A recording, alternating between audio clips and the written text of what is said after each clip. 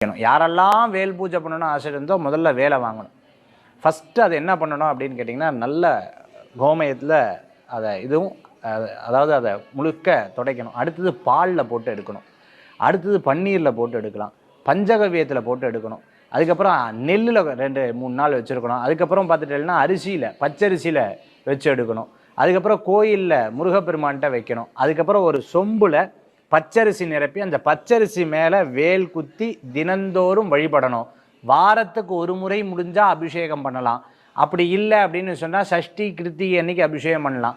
ஒருவேளை நான் வெளியூர் போகிறேன் சார், கையில் எடுத்துன்னு போகலாம்.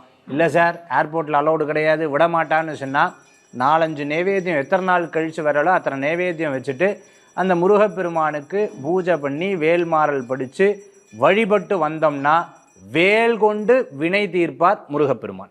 MCR Pure Cotton Club, formals and